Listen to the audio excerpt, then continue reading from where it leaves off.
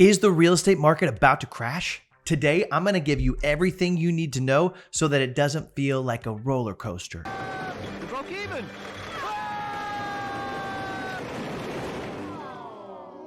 That's good satire. Hey, before we get into it, don't forget to smash that subscribe button so you don't miss out on any Home Squad videos. Oh, who is the Home Squad? Good question.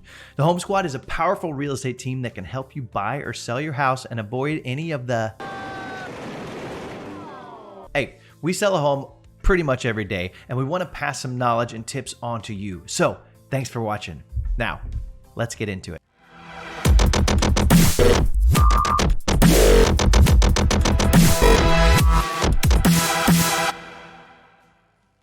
Now, the last 2 years had significant and in some cases never previously seen effects that resulted in historically low interest rates as well as massive increases in the prices of homes. Most people hear interest rates and their attention span interest rates drop. But believe me, not knowing this stuff is exciting for all the wrong reasons. So make sure you pay attention so you don't pay later. The pain of skyrocketing prices of housing was lessened by the lowest interest rates the country had ever seen since 1971. While prices went up, the number of potential buyers grew exponentially, since financing the cost of a home became much more affordable with easily managed mortgage payments. Those days are gone, however. And with the recent interest rate hike, the market is set to swing in a wildly different direction. Interest rates have returned to levels not seen since the beginning of the recent pandemic. And while the growth of the home prices has all but stalled out, the massive weight of the most recent housing bubble is finally being recognized as something that will potentially bring trouble shortly. You want to make sure you don't lose track of this stuff. Getting it last time, September 1929. Oh no. Is the real estate market about to crash? While we may not necessarily be facing a market crash per se, we are without a doubt facing a significant shift in the housing market. This is going to be largely driven by market forces, as well as the rates set by central banks like the Federal Reserve. Not only is there the influence of the rapidly rising interest rates, but there is also the rebound effect it produces by making it harder to borrow money, buy homes, and make money by selling homes. Higher interest rates mean more exclusion. There is a lack of homes for sale right now. That is the truth. This is making it hard for people to find a home they want. The lack of homes is also making prices go up, but this isn't good because it means that more people can't afford to buy a home.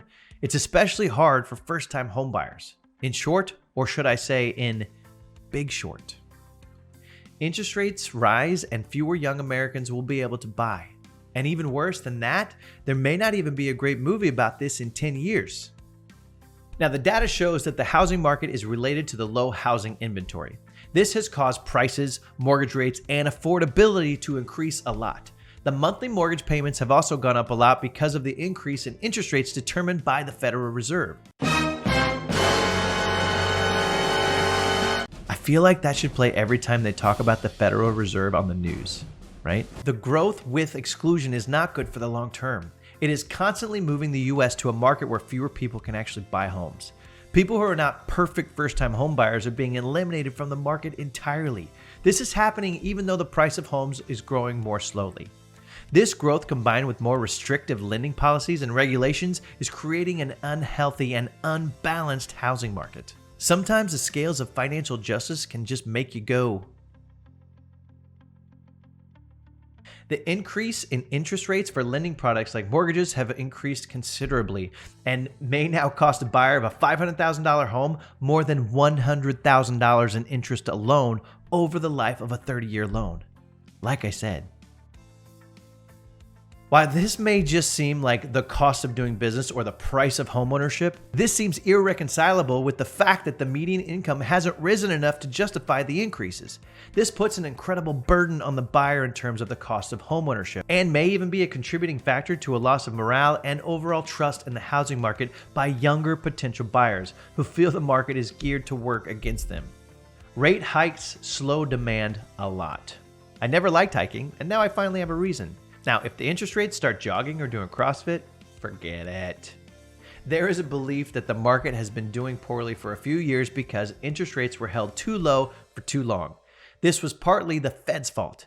The rates have gone up more than 1.5% since their historic 2020 lows, and they are still going up. This makes it harder for people to buy things in the market. Showing the demand for housing will make a crash more likely, although not at the levels that the market is likely to see shortly. This is because while there certainly is a housing bubble being somewhat inflated, it's going to be a difficult one to burst since there is still considerable demand present in the market.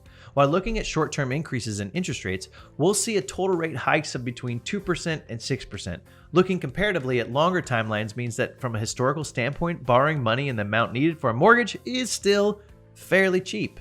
Basically, if you plan things poorly enough, a beautiful sky blue, you're asking for trouble. I'm just saying, these things don't just fall from the sky. If rates continue to rise, however, it will become more and more common for buyers to be sidelined by the increasing cost to borrow. In 2 or 3 years' time, these elevated rates could have a significant flattening effect on home prices, eventually stopping price growth and appreciation altogether. One likely result of this scenario would be for many more current owners to list their homes in the hopes of selling at the top of the market before prices actually start to drop.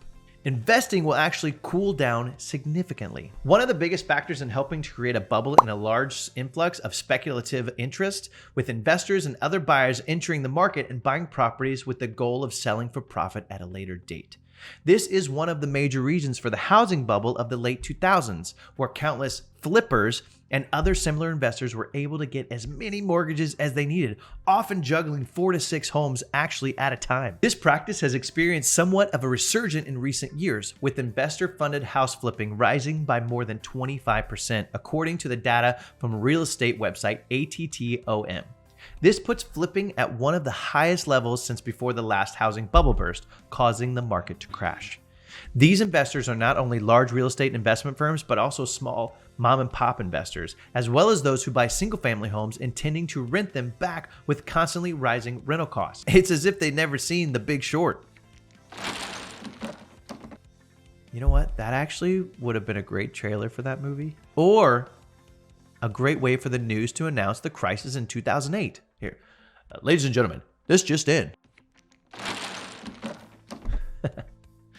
This notable rise in rents is one of the main things propping up the current housing prices, with most investors still using the home as a place to live and generate income rather than one-time buy and sell framework, the flipping model. These investors are betting heavily on a housing landscape that is composed largely of those who are forced to rent due to being priced out of actually buying a home. These investors, while not causing the problem outright, continue to profit from pushing potential buyers with less than perfect credit aside, as well as preventing first-time home buyers from even entering the market as consumers. They are turning a profit from an unbalanced market that has been underbuilt for more than 10 years and has prevented supply and demand from reaching an equilibrium. While this type of risky and borderline unethical investing has prevailed in recent years, its appeal does seem to be fading. Even though the sheer number of homes being bought and subsequently flipped has remained steady or even increased in the last year or two, data from ATTOM shows that the profit margins on those flips are becoming more and more narrow, eventually hitting a 10-year low. Maybe too narrow for the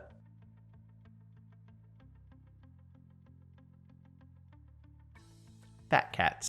This is indicative of home prices beginning to outpace the investor's ability to stay ahead of the game and flip the homes for a profit. The result of this is not only being unable to sell the home for profit, but also being unable to reliably rent them and be able to afford the resulting mortgage and interest long term, especially if they have 4 or 6. Basically, the downside to investing is that at some point, you need to sell to someone, and there's no profit in just holding it. If nobody except other investors can afford to buy your property, there is an endless loop of ever-increasing investment without any real profit. And at some point, the entire property will be overvalued and someone will get stuck holding the bag. Boom. That's where the bubble burst. Because even though someone may technically hold the mortgage on the home, the bank owns it until it's paid off, leaving a handful of the largest banks holding the bag for potentially millions of homes going into foreclosure. The bubble eventually bursts, and homes must revert to price levels that facilitate reasonable homeownership. Price reductions are unlikely for now. Even if you are able to hold out on entering the housing market, don't bank on prices sliding back to what they were in 2019 or 2020, since those levels were often 20% or 30% above asking and were frequently driven by motivated buyers entering bidding wars with each other. Even with a modest reduction in home prices, buyers are still very unlikely to see that level of devaluation in properties they're interested in.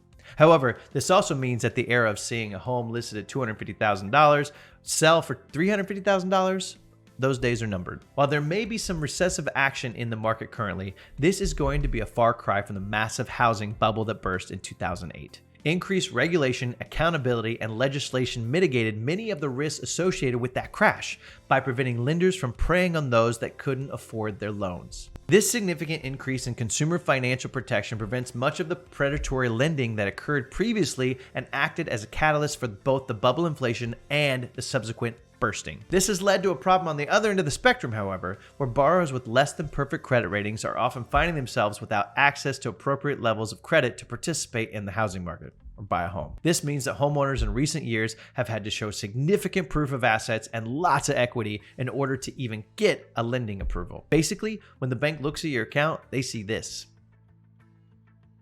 The most important part of the increased regulation of the housing and mortgage market is that any potentially damaging shift in the housing market at large is much less likely to have an impact on the overall economy than the last one did.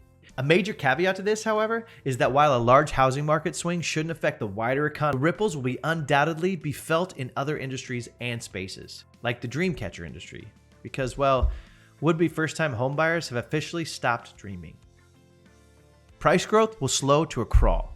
Over the next year, housing prices are expected to continue to rise, but only marginally. Some of the more conservative estimates, Freddie Mac for example, only predict an average increase in housing prices of 2%, which is a near halt. More optimistic predictions are still on the low side when compared to price increases 2 years ago, and still only reach about 5 or 6%. When that timeline is stretched out, however, price corrections of 5% to 10% could potentially be on the table in 3 to 5 years' time. For the buyers that are eager to pull the trigger, this situation necessitates a significant amount of forethought and planning. A motivated buyer today should be looking for a property they could comfortably live in or grow into over the next 5 years at least. Those who plan to buy a home for now and would generally plan to sell the home and upgrade in 3 to 5 years will likely see that when it's time for their plan to come to fruition, they are potentially facing a loss in value of the home, while those who plan to hold the property longer than the next 5 years could actually be more profitable. Understanding the housing market and how a crash could affect pricing. Now, if you haven't picked up on it at this point, crashing is bad. Whether you're a seasoned investor, a first-time homebuyer, or somewhere in between, knowing what forces drive the housing market and how those forces can potentially affect your investments or your ability to enter and navigate the market easily is crucial. While the risk isn't quite there for a housing market crash reminiscent of the late 2000s, and there is a low potential for collapsing prices, there is the possibility that the current near stall is price growth could kill pricing momentum and lead to a potential correction in a year or two. Hey, I had a lot of fun making this video, and I hope you enjoyed watching, and of course you learned something valuable. Hey, if you're still here, that means you did learn something. Super cool. Hey, you know what you should do actually? Hey, click this video. You'll love it. Yeah, right here. Right there. Click it. I'll be there too. I'll see you there.